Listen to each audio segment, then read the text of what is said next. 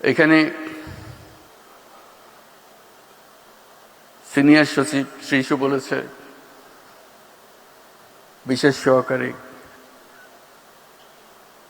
ICT মন্ত্রণালয় ফয়েজ বলেছে যে আমরা নাগরিক সেবা দেওয়ার চেষ্টা করছি।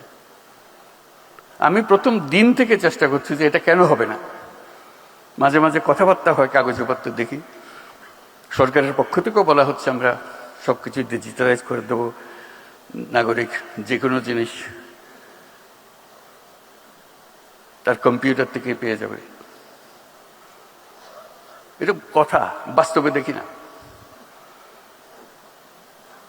আমি সকল সচিবের সঙ্গে আলাপ করেছি, কেন হচ্ছে না, এই যে হচ্ছে, এই যে আমরা করেছি, আমরা এখানে একটা করেছি, এবং বেশিরভাগ হলো মন্ত্রণালয়ের ভেতরে, তার ডিপার্টমেন্টের ভেতরে। আমাদের ডিপার্টমেন্টের ভেতরে না, এটা মানুষের কাছে যেতে হবে। ডিপার্টমেন্টের ভেতরে হলে তো আগের মতো রয়ে গেল, শুধু মাঝখানে একটা কম্পিউটার দেখাইলাম। এটা মানুষের আয়ত্তে চলে যেতে হবে।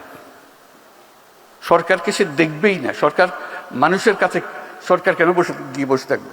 সরকারের সার্ভিস যাবে, সরকার যাবে না। সরকারের প্রযুক্তি যাবে, সরকার যাবে না। একটা ইয়াং ছেলে মেয়ে সোৎসাহে কাজ করবে গ্রামে গঞ্জে, তারা তো তৈরি, তাদেরকে ট্রেনিং দিতে হবে না। ফয়েজও বলেছে, শিশু বলেছে, আমরা করেছি, আমরা মেনে নিচ্ছি করেছি, কিন্তু আমরা দেখি নাই, আপনারাও দেখেন নাই হয়তো।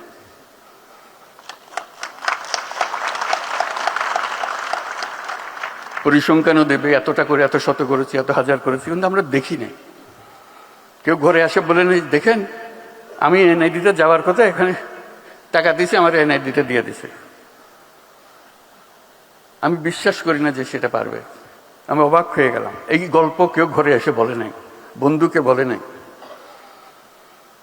যদি হয়ে থাকে তাহলে তো এটা সবার কাছে চলে যাওয়ার কথা। একই জিনিস তো, ও যেখানে সরকারের ধারে কাছে যাওয়ার দরকার নেই। সরকারের কাজ হলো জিনিসটা তৈরি করে দেওয়া, তারপর নাগরিকের কাজ করবে। এখন সরকার যেহেতু চাইছে না সবাই আমার কাছে আসতে হবে, আমার কাছে না আসলে আমার জীবন অসার। সেখানে এটা শক্তি, তথ্য প্রযুক্তির শক্তি। আজকে যে প্রতিনিয়ত আমরা বলে যাচ্ছি দুর্নীতি দুর্নীতি দুর্নীতি, একমাত্র কারণ হলো নাগরিককে সরকারের কাছে আসতে হয়। আসতে না হলে দুর্নীতি হওয়ার সুযোগ নেই। হবে, তারা আরো অন্য টেকনিক বার করবে, বিপক্ষী অন্য টেকনিক বার করবে, কিন্তু এই টেকনিকে হবে না,